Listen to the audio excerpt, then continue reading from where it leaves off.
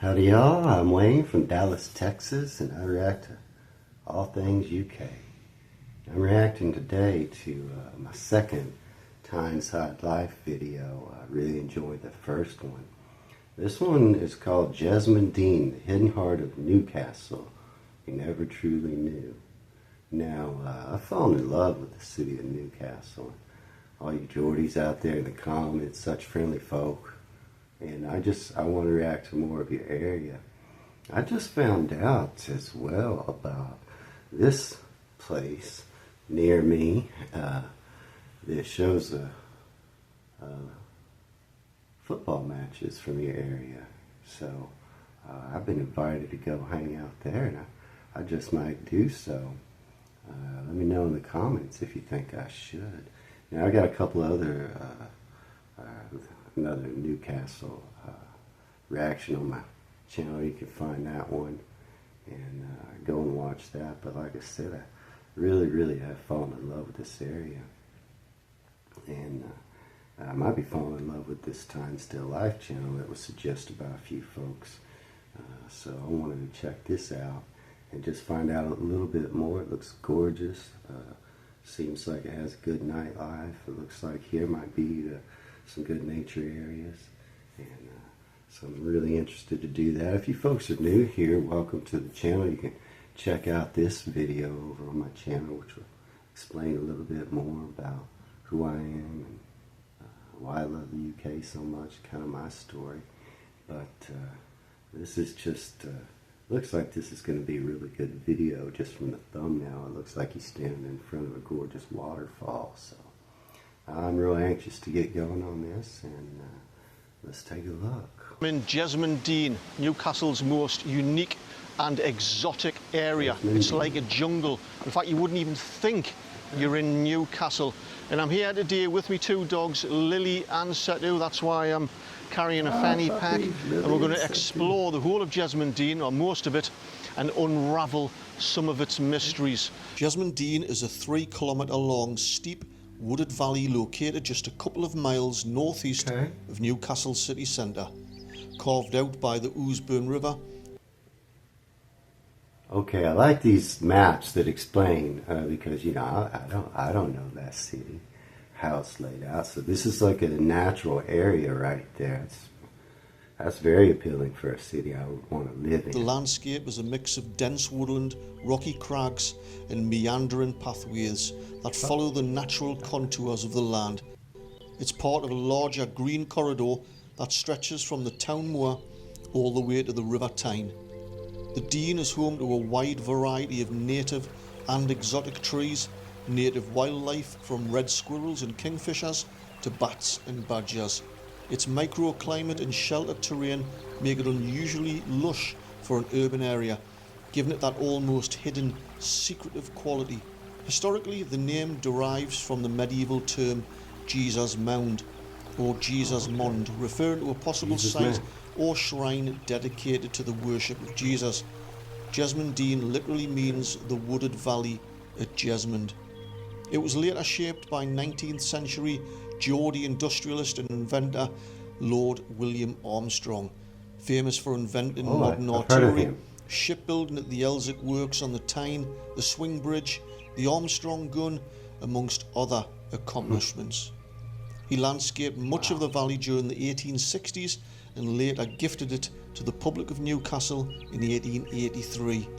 What began as a private Victorian pleasure ground is now a public park with layered heritage, including old mill ruins, ornamental bridges and formal gardens.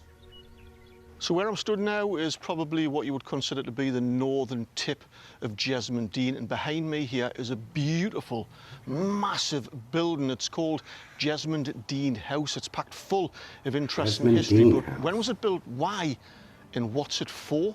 Jesmond Dene House started life in 1822, designed by John Dobson as a Georgian-style residence for Dr. T.E. Headlam. In 1851, Dobson remodelled it again for industrialist William Cruddas. Its most significant chapter began in 1871 when Captain Andrew Noble, partner to Lord Armstrong, expanded the house with arts and crafts flair. adding a great hall, Gothic porch, billiard room, elaborate chimneys, stained glass windows and more bedrooms. Following Noble's widow's death in 1929, the house served varied roles: a college, World War II civil defence centre, with surviving tunnels apparently, seminary and a school. In 2005 it re-emerged as Newcastle's first independently owned boutique hotel, preserving its Grade II arts and crafts charm, popular today for functions and weddings. Just north of Jesmond Dene is a big hospital called the Freeman Hospital, and many of you watching this have either been to the Freeman Hospital or have heard of it. But why is it called the Freeman? Well, in order to Freeman reveal Hospital. that little secret, we need to go onto the top of the Dene where I can explain it a little bit better. This huge area that I'm in now, just northeast of the top of Jesmond Dene, is called Paddy Freeman's Park. Paddy Truth be known, Freeman's I've Park. never been to this park before, or this area, and it's stunning. It's got a massive field area over there, but it's got a lake behind us here, that a looks children's nice. play area, but also Urban Green has its own cafe just over there, and I'm going to get myself a coffee. But Paddy Freeman, who is he? Patrick Paddy Freeman was a miller and a farmer who, along with his family, played a significant role in the history of Jesmond and Heaton in Newcastle. The Freeman family, originally from Gateshead, leased and operated Jesmond Old Mill from the late 18th century, initially grounding corn and later processing flint. Their farm, including a duck pond that eventually became Paddy Freeman's Lake, was located in High Heaton. The family's presence in the area is still commemorated through Freeman Road, Paddy Freeman's Park, of course, and the Freeman Hospital. I love to hear stories like that. It's fascinating. A Gateshead lad from the Windmills area, basically the top of Bensham Bank looking down. He keeps mentioning Heaton, High Heaton. Is this an area in Newcastle, a neighborhood? What is Heaton? Nearby town? I don't know. At the River Tyne, comes across to Newcastle in 1795, builds a mill and farming empire here, passed on through the generations, and when it eventually does all fold up, the building name a park after the Freeman family, and of course the Freeman Hospital. And it's a reminder of how close Newcastle and Gateshead are, not just geographically separated by the river, but historically and culturally. We share so much together, particularly through the industrial revolution of the coal mining and the heavy industry and the shipbuilding and working on the Tyne. We worked together, we sweated together, we bled together, we died together, we married each other. And I think it's really important to remember that Newcastle and Gateshead and the whole of Tyneside, who have got similar backgrounds, that we're all proud working class Geordies. One of the most popular attractions here at Jesmond Dene is this waterfall behind me. But is it a natural waterfall or is it man-made? Well, Lord Armstrong created many water features throughout Jesmond Dene as part of his landscaping. His biggest project was the creation of this particular waterfall and the deep gorge further downstream. Explosives were used to blast out the rock, and the stone was used to build up the sides of the waterfall. Still operating today are these public toilets here in Jesmond Dene, but they're only open at certain times and they're closed at the minute, and I'm desperate for a gentleman's powder break. This really is a special environment to be in, and I should make an effort to come here more often because it's complete escapism. Really, you wouldn't think that the city centre was a mile and a half or so just over there. It's incredible. I wish I could name the trees. I wish I was an expert in these things, but I'm not. But it's very popular. And there's joggers and dog walkers and cyclists, tourists. Everybody's chilled and smiling. It's just a... Oh, you mentioned cyclists. See, now, if you can cycle through there, then I love to cycle. I also like to just walk and hike. But you mentioned the hard-working folks in the area, and you know, my heart is always attached to some hard-working folks. I like to think that I'm one of you. So it's a good video. Really pleasant environment to be in. Another great feature here at Jesmond Dene is Pets Corner, where you can come and have a wander around. Particularly great for the families to see chickens and rabbits and goats and mini pigs. But it wasn't always kind of a family-friendly Pets Corner like it is today. Back in the early 20th century, this was Jesmond Dene Zoo, and they had more exotic animals in here, like monkeys and brown bears. Behind me here is the Ouseburn Park Visitor Centre. I'm going to pop in a second, get myself a sandwich, and directly opposite, I don't know if we can see, but there's a picnic area just behind with some benches, so I'm going to take a bit of a break.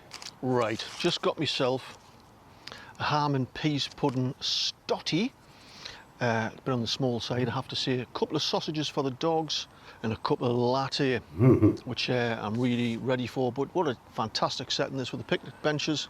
This is my happy place, this. Not specifically here, but just this sort of environment, and the peace and quiet, surrounded by nature and trees. Oh, my two dogs, Lily and Setu, having fun. This is just, it just doesn't, for me, life just doesn't get any better than this. Being free on a day like this, to come to a place like this, and just take in the fresh air. This big iron bridge behind me here, which spans Jesmond Dene, is called Armstrong Bridge. Armstrong Bridge was designed by William Armstrong and built at his Elsick Works on the Tyne. It has a span of 168 metres. It took 2 years to build and was opened in 1878 at a cost of £30,000. When it was finished, Armstrong gave it to the people of Newcastle along with the park. It was used by pedestrians, horses and later cars. Legend has it that Lady Armstrong wanted the bridge built to make life easier for the horses pulling heavy loads up the sides of the valley. As the bridge stands on land mined for coal, Armstrong designed it so that it would adjust itself if the ground below moved. It was the first bridge in the world able to do this. Cutting through Jesmond Dene, almost at the halfway point, is the main trunk road, the 1058, or the coast road. So now I've crossed that, where Armstrong Bridge is, and we are now in the southern half of Jesmond Dene. Behind me here, just on the other side of the Ouseburn there, are 2 or 3 volunteer groups removing an invasive species called Himalayan balsam. And the volunteer groups are the Sage Foundation and Tyne Rivers Trust, and there's another one, forgive us, but I forgot, but they're all busy beavering away, pulling that Himalayan balsam, not sure, out of the ground, so to try and prevent it from spreading any further. So, as I just finished filming that little clip while I was still there, a lady walked past with a dog and she went, "Oh no, what they're doing." I said, "Oh, the volunteer groups are clearing away an invasive species." She says, "I know what it is." She says, "They should just leave it." She says, "I was going to harvest that later on. It's food." Well, you can't please everybody, I suppose. What are your thoughts on this, if you know a thing or two about invasive species? Should it be left alone, or should it be ripped out the ground? So there's not a lot going on in the southern end of Jesmond Dene. There's some allotments, a little housing complex. It looks a little bit run down in parts, but what there is here at the southern end is a very popular bar around these parts in Jesmond, and that's the Blue Bell. So I'm going to check it out. What the hell? I'm going to have a pint. Oh, I'm ready for this, man. Lovely warm. That's funny. So here in Texas, we have an ice cream creamery sold nationwide, but it's called Blue Bell, and it's pretty much exclusively the type of ice cream you get. If you live in Texas, you can go to the store and get ice cream. It's going to be Blue Bell. So that's just funny. It's about 2 o'clock, and I love on a hot day when I've been out for a bit of a walk, pint of cold cider. Well, it's 5 o'clock somewhere. Oh man, that's delicious. The food looks good as well. A couple out over there had a couple. Man, I tell you what, I'm dying to try some cider. Never had proper English cider, and I do have a video, you can check it out, where I reacted to cider there in the UK. But yeah, I envy this fella right here. He had a nice day out for a beautiful walk, and now he's enjoying a nice cider there at the Bluebell. Just sounds perfect. The meals brought over there just a couple of minutes ago, and it did look nice. I feel a bit gutted that I had that ham and peas pudding sandwich earlier on, because I could have been tempted to have some lunch here. But lovely big beer garden here. Yeah, I bet you this is absolutely rammed on weekends. I know it's very popular. Well, I'm going to finish my pint and crack on. Right, we're nearing the end of Jesmond Dene now. It's just another 5-minute walk down there. And you'll come across on the other side of the Ouseburn there, this kind of a, I don't know what it is, like an art installation or the back of somebody's garage or an allotment. It's called St Christopher's Lookout. It's got dummies in there. It's got a little fixed dining table on the little ledge there. And I've got no idea what it is. I can't find anything on the internet. If you know, if you're from here, you know more than me, what is that? Behind me here, I'm not sure if you can see or not, is the end of what you would say is Jesmond Dene at Jesmond Vale. And this is where the Ouseburn River, the burn, disappears kind of underground in that concrete structure called a culvert. And that culvert goes underground for about 700 metres, nearly half a mile. The whole structure is about 30 feet wide and 20 feet high. It was built between 1907 and 1911, and for the next 5 decades or so, till about the 1960s, landfill was put on top of it because the plan was to build housing and I think a road over the top of it, but that never quite happened. Roughly at the halfway point of that 700-metre culvert, we arrive here in an area called the City Stadium, and it was built, for want of a better word, in the 1960s. Because it was going to be, there were plans for it to be an actual stadium, but it never quite transpired. I might do a separate video on that altogether, but the culvert runs directly underneath the City Stadium down to Ouseburn. Now, I'd guess that the culvert, the Ouseburn, is probably 15 to 20 metres underneath here. So go back 120 years. This land that I'm stood on, that I'm walking across, never actually existed. This was a deep, well, part of the Dene, a deep valley that ran right down through Ouseburn and plops out, obviously, into the River Tyne. During World War II, part of the culvert, I think accessed from the Ouseburn end, was actually a World War II air raid shelter, and it held up to 3,000 people. And I think, by all accounts, it was a better air raid shelter that was being used by the old Victoria Tunnel. And up until 2 or 3 decades ago, a section of that shelter was being used by ravers. Used to get into the culvert and used to obviously drink and party all night. I don't think, and I might be wrong, that you can get access through the culvert from the Ouseburn farm side, because I think it's been concreted off. But some of you out there might know a little bit different to me if you've actually been in underneath recently. You do get a sense of how high that landfill went when you come down the other side into Ouseburn under the bridges here. Yeah, so it must be 15 to 20 metres high. And at the other end, when you come out, you're going to see this Ouseburn culvert bandstand. It was erected, I'm not sure when, to commemorate the culvert. And it's quite a popular gathering spot now for kids, obviously. And where I am walking now, just directly behind me, behind this wall, is where the culvert ends. And it's the Ouseburn is exposed to the skies again. I've finished, I'm in Ouseburn now. I didn't mean to come this far, this extra half mile or so, but I thought since the Ouseburn culvert started in Jesmond Dene, I might as well have just finished it here and talked a little bit more about it and how far it's stretched, etc. If you want to know more about Ouseburn, the bridges, etc., and Victoria Tunnel, I've done 3 or 4 videos on Ouseburn itself, and I'm actually right next to Ouseburn Farm, community farm. Check those videos out. I've done them 2, 3 years ago. They're in a playlist, so they won't be too hard to find. There's some fantastic and interesting historical facts about the place. So I hope you enjoyed this video about Jesmond Dene. If you've never visited before, you need to go there. It is absolutely fantastic. And if you have been there, and particularly if you've been there a lot and you know more than me, of course I haven't covered everything. There'll be all sorts of little nuggets of interesting information, don't be shy. Drop them in the comments below. Let us all know about it. Let me know about your experiences of Jesmond Dene.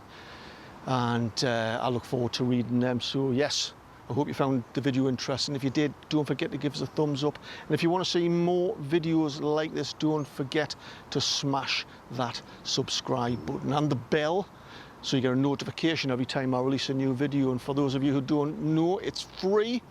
I'm going to head down into Ouseburn, probably the Tyne Bar for another pint before I head off home.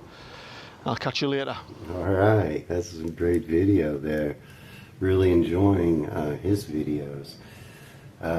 Yeah, what a great area just to get out into nature and to still be right there in your city. Let me know if you've been to this place yourself. It looked like a really good little hiking park right there in Newcastle. Like I said, you know, the working class folk, I hear you're really friendly there. I see that you're really friendly in my comments. A few of us have had a chat, so, you know, I'm kind of falling in love with this place and you folks there, the working class. I feel like I might just fit in, but you can let me know. Really enjoyed that video. I'm going to continue to check things out in that area. And if you folks just get a minute to like and subscribe, that really helps the channel out a lot. So, until next time, y'all take care.